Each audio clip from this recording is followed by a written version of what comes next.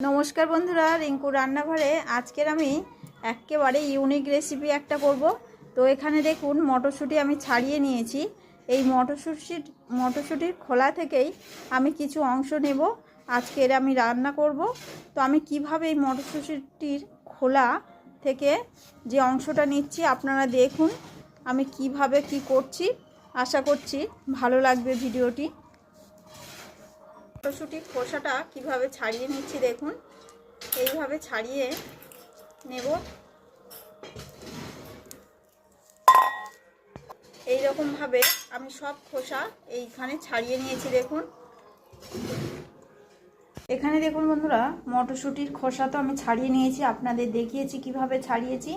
তো এখানে এই মটরশুটির খোসা দিয়েই আজকের আমি রেসিপিটা করব বলেছি। তো এখানে সরু সরু করে একটা বড় সাইজের আলু কেটে নিয়েছি আর হাফটা বেগুন নিয়েছি। তো এখন বেগুন আলু আর মটরশুটির খোসা দিয়ে আমি রান্নাটা করব। আপনারা দেখুন মটরশুটির খোসাটা যা রান্না করব। এখানে আমি চিংড়ি নিয়েছি, হাফটা টমেটো নিয়েছি আর পেঁয়াজ নিয়েছি আর কাঁচা লঙ্কা নিয়েছি। প্রথমে চিংড়ি মাছটা আমি ভেজে নেব। চিংড়ি মাছটা ভাজা হয়ে গিয়েছে, ফোড়নে দিয়ে দিলাম গোটা জিরে, পেঁয়াজ,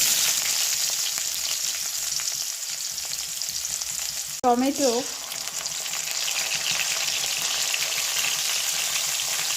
কাঁচা লঙ্কা।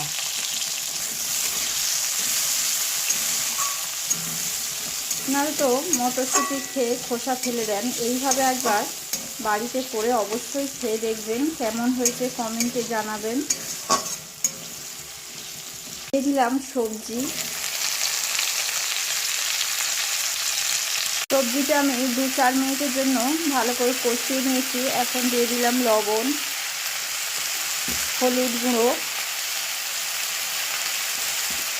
লঙ্কার গুঁড়ো, জিরে ধনের গুঁড়ো। গুঁড়ো মশলা দেওয়ার পরে আমি আরও 2-4 মিনিট ভালো করে সবজিটা কষে নেব। সবজি কষার পর চিংড়ি মাছটা দিয়ে দিয়েছি।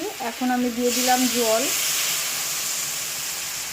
দিয়ে 20 মিনিটের জন্য ঢাকা দিয়ে দেব। এখানে দেখুন বন্ধুরা মটরশুঁটি খোসা আমার চচ্চড়ি হয়ে গিয়েছে। তো কত লোভনীয় দেখতে লাগছে দেখুন। আপনারা একবার অবশ্যই এইভাবে বাড়িতে করে খাবেন। আমার পাশে থেকে একটা সাবস্ক্রাইব করবেন আর লাইক শেয়ার করবেন।